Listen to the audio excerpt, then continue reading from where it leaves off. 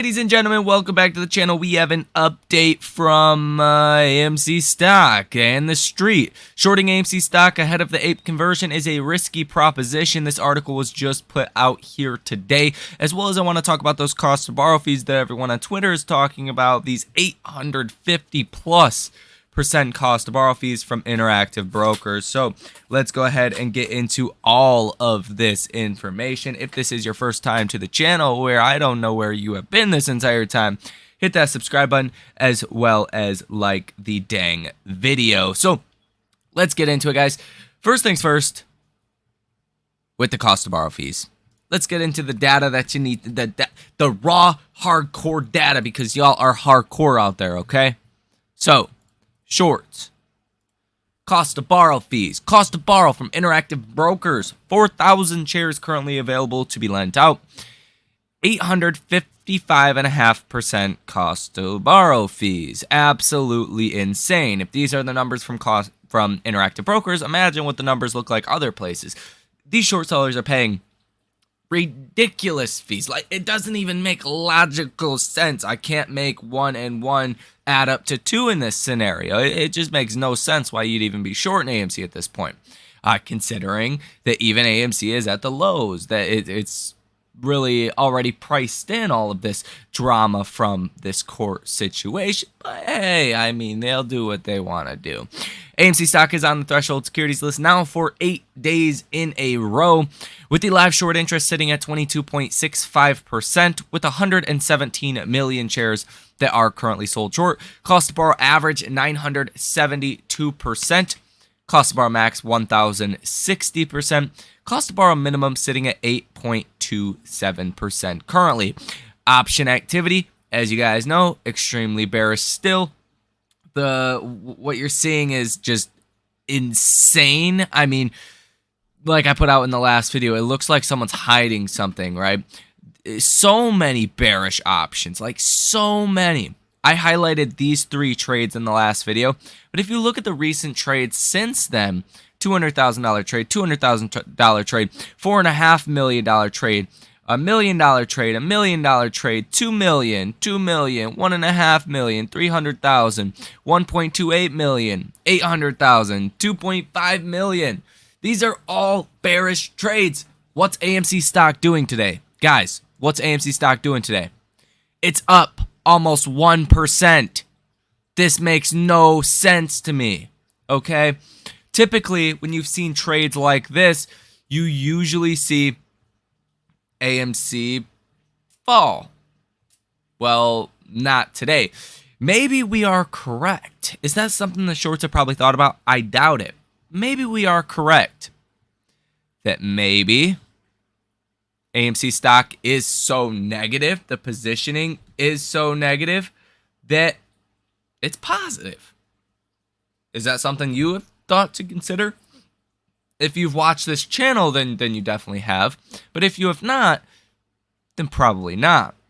The markets are already looking past the dilution and the court hearing, and they're looking ahead to say, hey, what's this going to do for AMC fundamentally? And it's very positive things. Now, if we take a look at some other data here on Ortex, you have days to cover sitting at 9.05.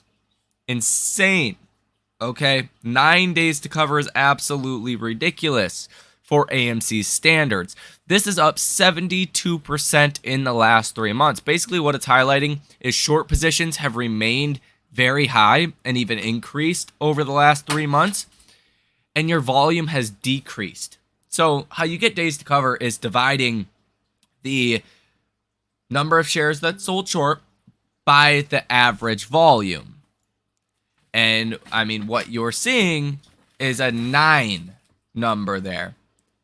That's pretty rough, okay? That's pretty rough for the short sellers out there.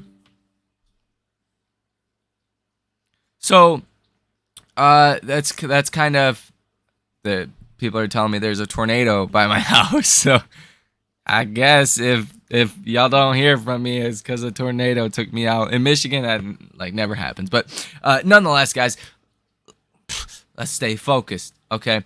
So that's currently what's going on with AMC.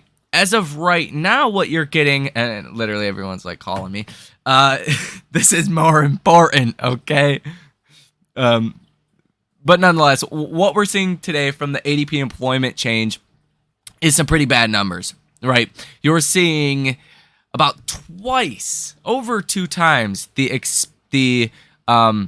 expected number, which is bad, right? That's not what the Fed wants to see. That's not good for getting rate cuts in early 2024 or having the Fed not raising rates as aggressively as expected. And that doesn't look likely after today's report.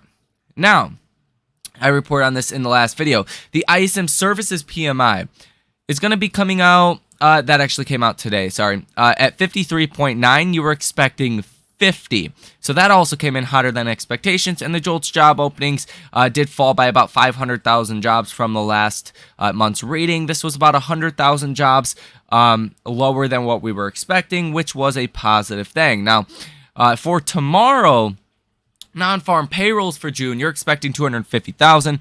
Last reading that we did get last month was 339,000. The unemployment rate, you're expecting that at 3.6% tomorrow. Last reading we got was 3.7%. So any weakness here, is positive for the markets. It's positive for the economy, but it's not positive for the overall rate hike scenario, right? Especially considering the ADP employment change. If the non-farm payrolls also come in hot and you get the unemployment rate falling, we're not having any weakness in the labor market anywhere, right? So you want to see some weakness in some places and some strength in other places, like the unemployment rate remaining low. That would be good if the job openings could come down, as well as the month-to-month changes from the non-farm payroll report also coming down. But it looks like that payroll report might come in hotter than expectations after all. So that's what we do have in store for tomorrow. Now, let's go ahead and look at this article from the street. Shorting AMC stock ahead of the APE conversion is a risky proposition. Arbitrage traders are betting that AMC and APE will converge in price once the preferred equity units are converted to common shares. Wall Street analysts, including the team at Citibank, believe that the Delaware Chancery Court will approve the settlement of a class action lawsuit seeking to prevent the conversion of the apes. Given AMC's short squeeze potential, betting against the theater chain's common shares is risky right now. The goal of the conversion was to raise a sizable amount of cash that the movie theater chain could use to strengthen its balance sheet and reduce its debt. However, AMC proposed the APE conversion. The company became the target of a class action lawsuit. The plaintiffs of the suit, the Allegheny County Employees Retirement System, claimed the AMC CEO and the board of directors violated the rights of the company's common shareholders who had not supported the proposals. A hearing on the proposed settlement was held on June 29th through June 30th. As the Wall Street Journal pointed out, a ruling is expected within the next few weeks. The drama surrounding the APE conversion has been a main driver for the performance of AMC's common stock and the apes in recent months.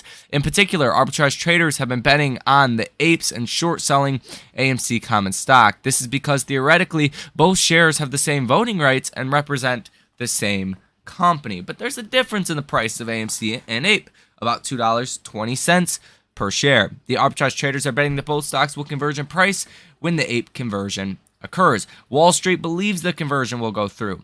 I'm not going to read this because, that's just the simple fact here, right?